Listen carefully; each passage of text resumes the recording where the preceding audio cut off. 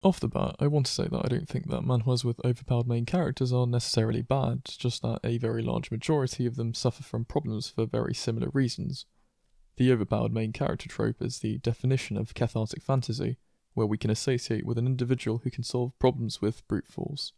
It's honestly highly appealing with the way it deals with common angst of society and represents a certain karmic justice that people may not feel is delivered in real life. It's a great trope across all genres, but has many pitfalls. Here's a couple. Too many protagonists are spoon-fed abilities and powers for no reason whatsoever, and it makes stories feel undeserved and boring. There's no journey to the story of becoming powerful. The worst offenders are ones such as The Gamer, where things literally happen just 'cause. In The Gamer, there's no real story, shit happens and the main character gains abilities, fights, and rinse and repeat. There's no end goal in sight, there's nothing more to it. It's like those early 2010 stick figure fighting animations, and it's brainless entertainment that gets boring quickly. Oftentimes, characters unlocking special buffs randomly just detracts from the story. If you can remove something from the story without any impact, get rid of it. Although I suppose if you apply that to The Gamer, you'd end up with a very short manhwa. Lesser offenders include manhwas such as Second Life Ranker, where there is an ultimate goal, but the journey is impacted by short, anticlimactic storytelling.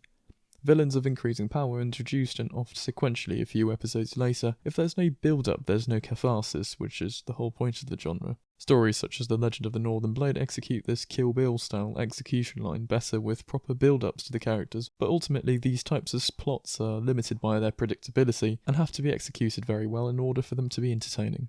Look at SSS Suicide Hunter or Login Murim or Omniscient Reader, where most abilities are earned. They're clearly set out as a goal and can somewhat be predicted by the reader, unlike some manhwas in which abilities are randomly given out like free samples at Costco. In Rebirth of the Urban Immortal Cultivator, the main character gets attacked for stupid reasons for no reason other than to show off how powerful he is. After he kills some rando, their master comes running over, and then after he kills them, their master tries to come over and kill them, and then it's their house leader, their local branch manager, and then their god or some shit. I don't know, man. There's 900 chapters of this crap. This is peak stick-figure storytelling. This is a personal pet peeve. Many of these stories with the main character gradually becoming stronger often matches up villains that are slightly stronger, or about the same power level, to keep the story interesting. But the issue is when you make out a villain to be the big baddie and you keep promptly introducing a bad guy above him like one of those Russian Matryoshka dolls. Urban Immortal Cultivator. Look at Bully in Charge, where the character's supposed to be the super powerful badass who beats up everyone in a week. Then he takes 40 episodes to beat up a 17-year-old. Way too often do many of these manhwas have a growing cast of supporting characters who gradually just disappear into the background and never really develop past the role of rival 1, 2, 3, 4 and so on. Nanomachine is a big offender of this. It seems like Muyun's allies are initially important to his growth, but in the story he's far too capable and they never really get a chance to shine on their own. Here's your cube steak! You could off this guy, this guy, this guy, and this guy, and I literally would not notice a difference in the story. Solo Leveling similarly has side characters which never really change. They stay the same way as they initially were at the start of the story, remaining relatively one-dimensional characters used as a measuring stick for Jinwoo's growth. In the case of Solo Leveling and others of its kin, however, it's somewhat okay because the story's always just been about Jinwoo, it's in the title. But when manhwas don't commit to either side, you get a floppy, half-fried, half-scrambled egg, like this dungeon artifact shit, where the main character's not really strong, nor interesting, nor charismatic, while the supporting cast looks and acts like some 12-year-old's OC. No hate to the 12-year-old. The Epic of Gilgamesh is an example of a manhwa which focuses extremely heavily on side characters and which really helps to enrich the story, despite its other shortcomings, and makes this world much more dynamic and interesting. The main character is pretty overpowered, but even so there's always suspense at what's going to happen and you become really invested in the supporting cast and the world. Man, Tomb Raider King, listen, I love mythology and it's been a guilty pleasure of mine. But oh boy can I say with certainty that this manhwa is just bad. It feels like I'm reading something written by a squirrel on meth. It's so bloody chaotic. When fights occur and end after a couple of flashes, it's hard to feel satisfied at the main character beating his enemies, especially when he literally never loses or fails. Throughout this entire story, there's 400 chapters of this. It's okay if that's the whole joke, re One Punch Man, but in that case, the manhwa shouldn't try and pretend like there's ever any kind of tension in the story. On the other hand, fights that are dragged on for far too long I literally couldn't care less about the skeleton beating up Dobbies. Please just get back to the story. I personally hate regenerative abilities. Fights are satisfying because you see characters pushing each other's limits, but when one of the characters infinitely heals himself from mortal wounds, it just detracts from the fight. Why should I care that the main character stabbed the baddie through his heart? He's gonna heal anyways. Or not.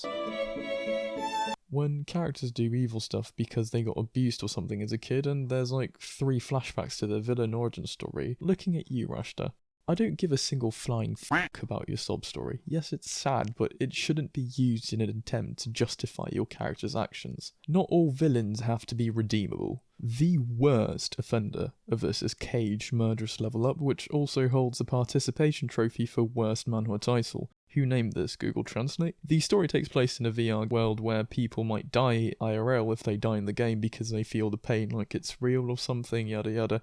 There's this character who goes around dismembering children for fun, i.e. potentially killing them in real life, but the author glosses over this because she's a paraplegic ex-soldier with PTSD and needs an outlet from her life.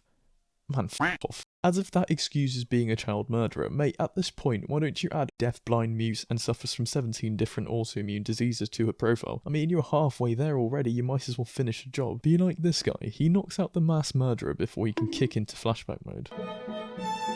Listen. Just because you put more arse doesn't mean it'll remedy your atrociously pathetic writing, okay? Cool.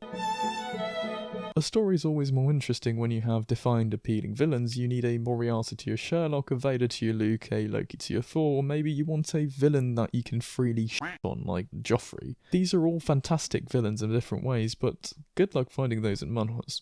Overpowered MC stories often focus excessively on the main character and not enough on the villain, which even solo leveling suffers from. Let's look at Spyro the Dragon's personality. Evil, angry, wants to take over the world just cuz, likes torture, doesn't like humans. Wow, 10 out of 10 character sounds like that OC from earlier. Or how about the many villains of max level newbie who simply scream, "We must kill unknown," like the f***ing seagulls from Finding Nemo. Listen, I like reading these, but you've got to admit that the villains are one-dimensional as shit, and it'd make for a much more interesting read if they had more personality. Photographic memory is one of those classic traits that authors give characters when they don't know how to write smart characters.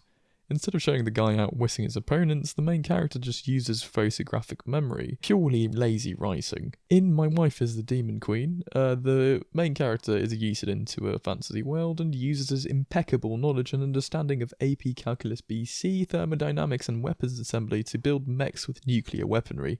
What the f***?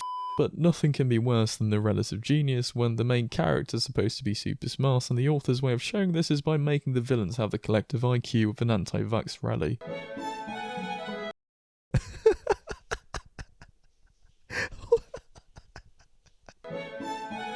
Not gonna lie, as much as I enjoy I'm an FFF rank orphaned regressor hunter who hunts monsters and becomes super strong, it gets pretty repetitive. Still gonna read them though.